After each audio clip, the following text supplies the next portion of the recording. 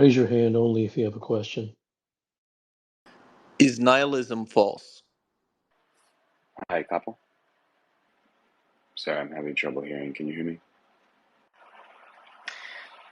So my question is basically just about jobs. Um, you mentioned before that uh, having a boss is pretty non-ideal in terms of seeking truth.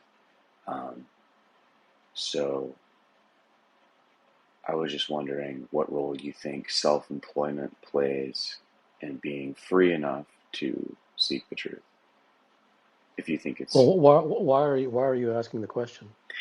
um, How is it gonna affect what you do?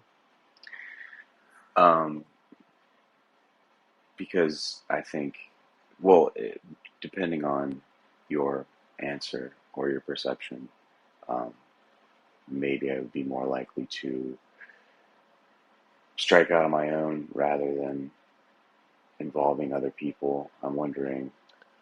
But why does it matter what I say? Because I never recommended that someone become self-employed versus working for a boss. Whatever things I say, people understandably misinterpret them because they view them from the standpoint of what they are used to hearing in the world. And so if I say something, they view it as me condemning it. You have to really go by what is it that you're looking for, as opposed to doing something that's right. I mean, if you become self-employed, I mean, you phrased it such that I think your phrasing was that I said that having a boss is not ideal as far as seeking truth. Well, you could be self-employed all day long, and that has nothing to do with seeking truth either. So it isn't like a self-employed individual is at a higher advantage of seeking truth. So I'm not really understanding the impetus of the question. If what you do is based upon what I say, then it isn't coming from you. Right. I I guess I've just noticed personally myself that um, if I'm owned or controlled in some way by someone, like my time is owned or controlled in some way by someone, then it tends to have a suppressive effect on everything else I do. So um, and And there's obviously, logical. There's a logical basis for that. That is, that definitely, you know, what you have said makes sense. There's logic in that. If someone tells you, what to do, where to go, how many weeks of vacation you can have, what time you have to come in and leave, and so forth. Um, but I guess it would depend upon how different things would be if you were self-employed. And obviously, the boss would change, um, from someone else being your boss to be you being so-called your own boss. But I suppose, sometimes people have a fantasy that things are going to be very different when they're their own boss. And sometimes that's true, sometimes it isn't. So just changing the boss, if that's the only difference, without really knowing what you're going to do and how that's going to um, play out for you, it you may not it may not turn out the way that you think it'll turn out if you believe that just changing the boss might make a massive difference. And I'm not saying it will or it won't. I'm just saying a lot of times people make these assumptions, that making a change, from one thing to another, will give them X, but oftentimes it doesn't. It might, but it may not. right. Um, yeah, I guess I've just had success in the past with finding um, like the thing that I usually there's like one or two things that by eliminating those things, it kind of changes everything else in a really big way. And right now I'm kind of stuck in the phase of trying to figure out what those things are. And this particular area of my life. And one strong candidate just seems like not having someone else um, being able to tell me what to do. But even if I was self-employed, then I would have clients telling me what to do in a sense. So it seems like anytime money's involved, there is some degree of compromise. Um, I guess that would maybe be a smarter version of the question is how do you avoid compromising while still making money? Yeah, that's a non-starter. It doesn't go anywhere, because then that's coming down to a prescription that you're asking for, and Right. uh, that won't go anywhere. So, but it looks like you have some working out to do in your own mind before jumping to any sort of changes. Hello. I actually have a direct question, but I don't know if it's directly answerable, but I'm gonna try, I guess. So basically, I'm trying to make money fast, right? So the things you say about, the game within the game or how everyone is like copying each other, they talk to me, I guess. So I have been thinking and kind of trying to explore what is business, what is the true game there, right? So when you are selling something everyone is selling, uh, marketing is not also the answer. So I am trying to find out what the actual skills are that are needed to succeed in a business where the product is just the next thing you know. Like what is the true skills there?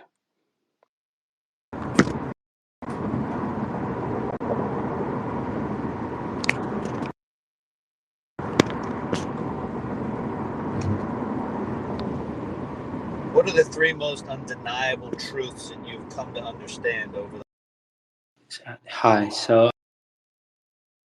Hi, can you hear me? Why so hard to face this truth? Hello.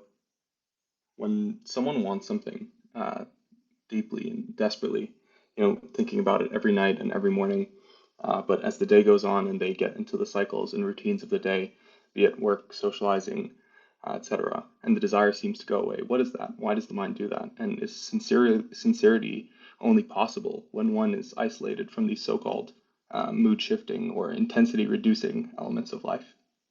Thank you. Why do you ask the question? I think these so-called elements of life seem to provide a big obstacle in getting me to my goals. So if you were bleeding out on the floor, would the socialization obstacles get in your way from getting to the emergency room? Maybe not, but sometimes if they're necessary in the case of work, Wait. Maybe not. Maybe not. not in that case. Okay. So then don't say maybe. Use your words very carefully. Don't put words in that don't have any meaning. So you said maybe not. So if you're going to choose words, choose the appropriate words of what you want to say, unless you genuinely meant maybe not. Unless you genuinely meant that maybe you would allow yourself to bleed out because you had to go to a socialization party or something. Would you do that? And I'm not browbeating you. I'm asking you, would you do that? No. So then it can't be the social impediments and the things that you mentioned, the distractions of the day, which are the real problem. If I gave you an example and you said that in that example, the socializations would not be a problem. So the socializations can't be the problem then. Is that fair? And you don't have to agree with me. I'm using second grade logic here. You gave one example, which was your beginning example, in which you said that you were desirous of something day and night, and yet throughout the day the socialization gets in the way, and that lessens the desire. And then I gave you an example, and you said, well, in that example, no amount of socialization would ever get in the way. So then that means the socialization can't be the problem. That's right. Hi, Kapil.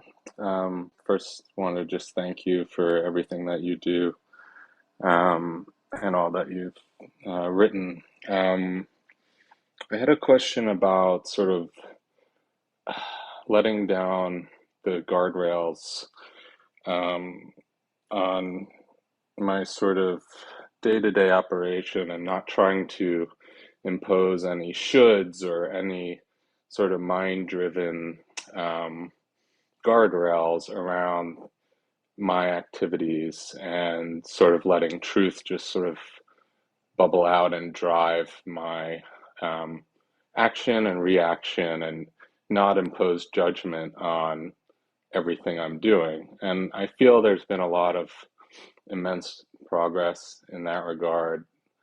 So what's your question? So my question is the sort of chaotic feeling that one gets when one is no longer imposing any guardrails. Is that is that a normal feeling? I know you've spoken about it feeling like a friend. What exactly does pure desire mean? Uh, I've been trying to arrive at my purest desire, but somehow, Why are you trying to arrive at your purest desire? because maybe I want to get somewhere, maybe because I need something. But why? What is it? What is it that drew you to having a or wanting a pure desire? Because I pers- I feel if I have a purest desire, I don't need anything else, any sort of motivations or prescriptions or anything to be to achieve that desire or to achieve that one thing which I want. Because right now, everything I put my hands into, But then are you not going down the road of if your desire is pure, then you're using purity as a prescription? yeah, I think so. So what and there's some things that I'm going to say that are evergreen. They're just not ever going to go away because um, with each new human being that is born upon this earth, on the precipice of being conditioned and brainwashed like an assembly line, that's never going to end.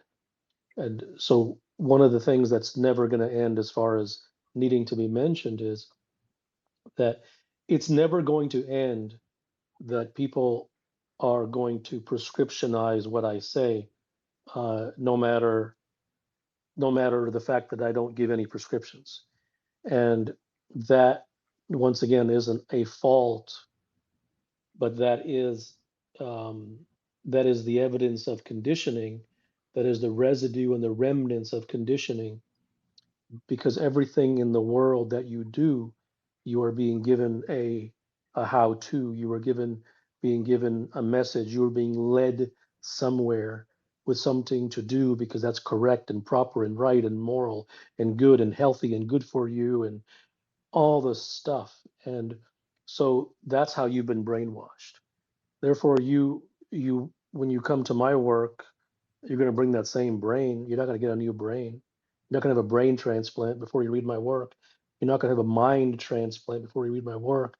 So you're going to bring all of those brainwashings over here, and then you're going to read it through the lens of what are the actionable things? What things should I write down and make sure that I do? Because that's good and that's not, and that's pure and that's not pure, and that's never going to end. And so this is yet another example. I'm not putting you on the spot or anything. I'm just telling you this is what happens. You're not the only one. In fact, every single human being is going to do this. Um, they're going to turn it into something that they should be doing. And that has to become, to a sincere person, if you want sincerity, the sincerity is in recognizing that you are prescriptionizing my work. And in prescriptionizing my words, you're just replacing one thing for another. Then now instead of chasing X, now you're chasing Y. So it doesn't change anything. So as long as one can be cognizant of that, then they don't use words as the idiotic sort of, you know, in the idiotic approach of actionable advice. Hello, Dr. Gupta. I have heard in some people's experience when they are facing a particularly vexing challenge that a calm comes over them when they realize what needs to be done. And I'm wondering if that some element of calmness is indicative of sincerity before a. Hello again, Kapil. I find myself asking about the question of exposing oneself to truth, and on an immediate, superficial level, that can be done from finding the handful of masters in a given domain and imbibing their works, but very quickly it goes beyond that in when one's beyond the frontier. Too much background Ah, noise. excuse me. Hi, Kapil. In regard to the understanding of the idea of there's nowhere to go, nothing really to say, and nothing really to do, upon But where did you get that? first of all, I've got it from you multiple times. Recently, I got it from someone I highly respected, and the whole point is that when I hear these exact words, it fills me with a very peculiar feeling, like a gentle internal giggle that can last up to 10 minutes. But very shortly after, 30, 40 minutes later, it feels very scary. And I really, what is really going on? Like when I hear those words, something simply odd happens within me, where I want to laugh. I can't even describe the feeling, if I'm being honest with you. But see, it doesn't matter because unless something is in your experience and unless something is founded in your own discovery, um, there's no point in listening to me or anybody else. My work is never about listen to me. In fact, I go out of my way to say don't listen to me because if you listen to me too closely, you're going to prescriptionize what I say, and then you're not going to hear anything anyways. So I just delineate truths, right? There's nothing about it which says that you should follow this truth and to make sure that you believe this and make sure you agree with this and make sure that you write this down. Like that is so far away from what I do in my work. And that's why the first question I asked you was, where did you hear it? I know that you read it somewhere in what I was writing and perhaps somewhere else too. But the point I was making is that unless it's your own, just because I say it, the people, people come on, they ask me, well, you said X, Y, and Z, and so I'm wondering, how I should do X, Y, and Z. And my first response is always, well, why did you listen to me? Like, first of all, I can guarantee you that I never told you to do X, Y, and Z. I just delineated that X, Y, and Z might be the truth. But I never said that you should do it. So if you're doing something because I said so, if you're believing me, you're on the wrong track because belief is nonsense. Belief is garbage. Belief is trash. Belief and opinion has no reality. It is fantasy land. The only things the only things that mean something, the only things that have the possibility of taking you somewhere are things that yes, you might have read them, fine. But they they were subsequently detected in your own experience. They were verified by you. You didn't just pluck the belief and shortcutted it, and then now you're just going with the belief because you read it. And that's really the problem with the entire world. I mean, from intellectualism to spirituality to self help to you name it, it's all garbage. And the reason it's all garbage, it is based upon belief systems. It is based upon you read X from X individual, some influencer or somebody, and then because they said it, you put it in your pocket. And then you have lectures and conferences and these idiotic, stupid things that have no meaning, just people talking at you. And so you have what you get is a legion of puppets, a legion of parrots who are wonderful at memorizing, who are wonderful at parroting material that they have heard, who can recite to you the quote from some famous book that some idiotic author got and wrote on the bestseller list. And they pass that around at cocktail parties because it makes them sound smart because they're well read. And so wisdom comes from understanding that never should you believe anybody. Everything in your life, anything that you read or listen to or hear should be garbage out of the gate unless you come to that on your own. Doesn't wrong with reading it. Nothing wrong with having heard it or read it somewhere. That's fine. But if you go straight to belief and opinion and acceptance and all this garbage stuff that this entire world is filled with, this entire world is nothing but garbage. Every book should be burned. All speakers should be thrown off stage. No one should be talking about anything. There's only truth. And truth is never something to be believed or accepted or agreed with. Can I just add something? Something to add. So I have a, at the same time, I'm a software. I'm actually, I'm in a visa situation, and there are a lot of challenges with that. So I'm not able to completely, get into music and things like that. So I'm at a loss whether I should be a little more pragmatic and kind of. Why can't truth be spoken through language? Thank you. Hi, Kapil. Last time I was here, I got dismissed by you because what I was asking started turning into a question. Anyway, I wanted to ask you about the same, but not make it a question. Hopefully, um, I spoke about bullying and how you write about bullying, about how it starts at school and follows a human. Um, One thing that comes with that is, I think, having your guard up, sort of, which can be translated into this particular person being rude. So I think I deal with that often, but it's one of the only ways that I've learned. Just thought I'd come here. So what's your question? I'm afraid to ask you one because all the times that I have, I've been dismissed. So I believe I've learned not to when I come here.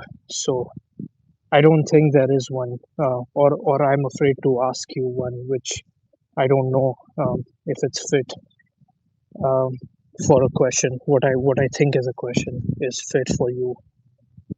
Is why that's where I'm at. So. Hello, Mr. Kapil. I want to ask you about for legends, for the creation of legends. Do you believe that? I want to hear your explanation on that, if that's possible. I'm sorry. I didn't understand what All right. the word that you. Do you believe that legends are contrarian and at the same time they are right? I want to hear your thoughts on this. I mean, there's no blanket statement about anything. Everything is individualized. But one thing you can say that if someone becomes a legend, they aren't doing the same old crap that everybody else is doing, right? I mean, I think that's a very sort of basic statement that you can make. Because if someone is run of the mill, if someone is garden variety, if someone is doing what everybody else is doing, then the chances of them becoming a legend are basically zero. So I guess that's a fairly safe statement to make. Hi, Kapil. I think I understand what you mean when you say that the mind is an is in an endless pleasure chase, and everything, including my mind, is actually false.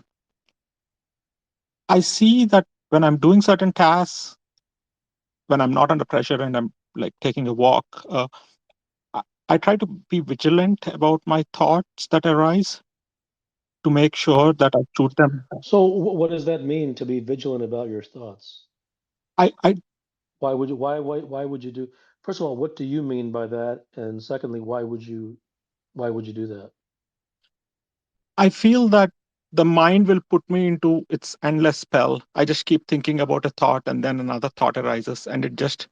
So what do you mean by vigilant about my thoughts? I try to see the moment it arises and try to, and if I see that it arises, and if I realize that, then it kind of shuts down.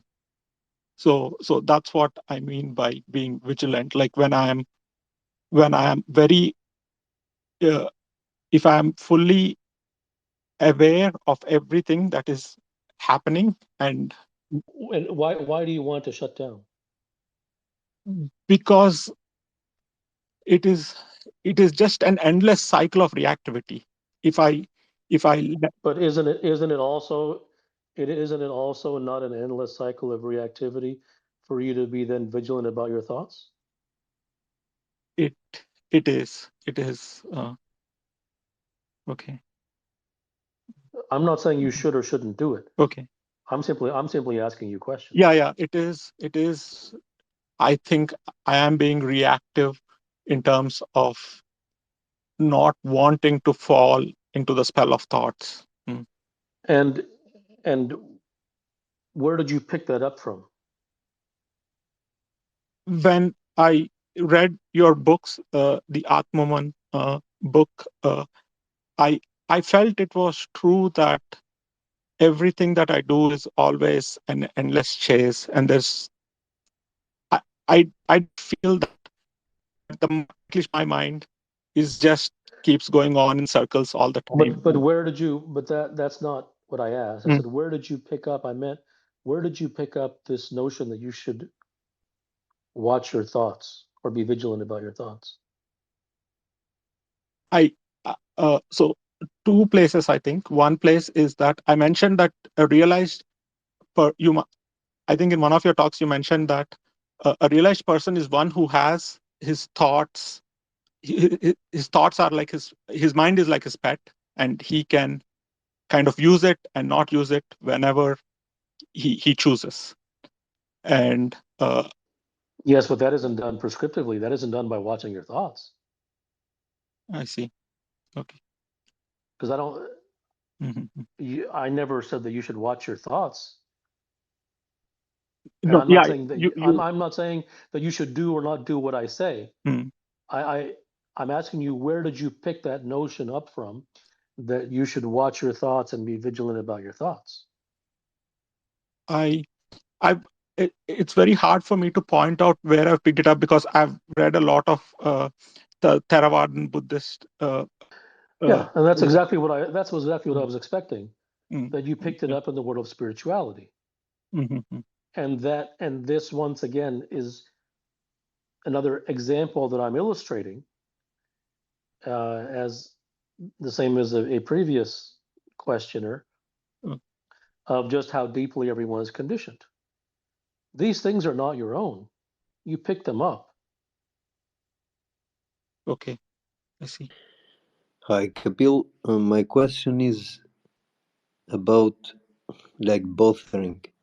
For example, what do you think about how you will describe a constant bothering? Hello, Kapil. I recently got accepted into medical school. I know you went through medical training and you no longer practice as a physician. I feel a call to do something else, helping people in another way outside of the medical or clinical setting. Is there any truth to this calling, and is there anything that I should listen to when I sense that I may be going down the wrong path, going into medical training and then residency? There's nothing wrong with anything. If you're moved by something, then you are. There's no right or wrong about it. Hi, so last time I came in, I asked a question about being in college and finding out what it is that I want to do. Despite I'm already in college, I don't know what I want to do, but I'm here just because I don't want to disappoint my parents. I was wondering, is it possible to intellectually arrive at or find out what you want to do seriously or intellectually find out what you're serious at? Or is it something that people are naturally born into? If you know, you know. If you don't know, you don't know. There's no method. There's no method for doing that. Thank you for the opportunity to speak. Um, when I read your work, um, the only way I feel like I can understand it best is with a certain reverence towards anything that you write, um, and like to carry that reverence in different aspects of my life, where I try to see how these various truths you speak of are playing out. So yeah, like what I want to understand is where does this, like, is there a place where this reverence could like turn into a belief, and um, yeah, like, so otherwise, like if I don't have this reverence towards the work, it seems I'll be too reactive. I mean, that's how I have gotten to understand like deeper um, about myself, like by having certain reverence. Hello, mate. So basically, a few months ago, I got delved into the whole world of spirituality and religion and things like that. Started doing all the habits and things like that. Got into a proper good routine or whatever. And then after being exposed to your work, I think I must have taken it as an excuse. You know, by you saying, "Oh, nothing is right or wrong," or "nothing is good or bad." I kind of like fell back into the old ways. So I guess the question is, like, is that just my destiny to be like this? Because like, there's days where I'm like, I've had enough of this, blah blah blah, and then there's other days where it's just like, okay, I guess this is who I am, and I'm okay with it. And it's sort of like a not apathetic, but just straight like, all right, type thing. And I guess it's just like my question is because I don't want to be like this, but like I know who I want to be, but clearly I don't want it that bad, or I don't actually Yeah, want it. things change and will go up and down. It isn't about applying a word to it, saying this is my destiny, or if it's not, you're in the process of exposing yourself to truth, and you know, whatever happens, happens. Hi, Kapil. Um, First off, just thank you for being here in the way that you have over all the years. You're the only person I really ever listen to now, and it's strange, like the only person I can really like talk to in these random occurrences about things that I feel are really important to me. But my question, it came to me like a couple weeks ago, and I wanted to ask because it felt it resonated with me. Does all emotional pain stem from desire? Like, I assume a desire for pleasure. Those questions are intellectual questions. Um, they don't go anywhere because whether I said yes or no, it's not. Let's say I said yes, you can turn off all your desires. So these questions, they're trivial pursuit. They don't go anywhere. Thank you. Hi, Kapil. Are our paths predetermined? Kapil. Um, so I have a set of goals I want to achieve: physical, social, monetary, hobbies, etc. But I find myself perpetually distracted, consuming content, food, whatever, just distracting myself. And I've realized that I do this to escape reality. I tell myself just one more hit of dopamine, just one more video, and I'll face the reality. I'll do my to-do list and whatever. But hours become days and days become weeks and so on. So just want to know, how do I develop a sense of Thank you for the opportunity, sir. My question is truth a constant state of awareness without attaching any cause? Too didactic, too intellectual. Let's say I'm trying to get to a destination, but somebody already been to to the destination that I'm trying to get to. Asking them for direction, because like the destination I'm trying to get to, I haven't been there, but somebody already been there, and you don't know any, like you don't know anywhere to get there, because sometimes I find myself reading spiritual books, like self-help book, because I don't really know the direction, but I know there's people who's already been there, even though I know they're not gonna give me like the 100% to get there, but I at least I know there's people who's already been there. What's your question? So my question is even if I read those books, even if I know they're not gonna get me there, but at least I have some sense of direction to see if I can try. That isn't a question. That's a comment. Oh.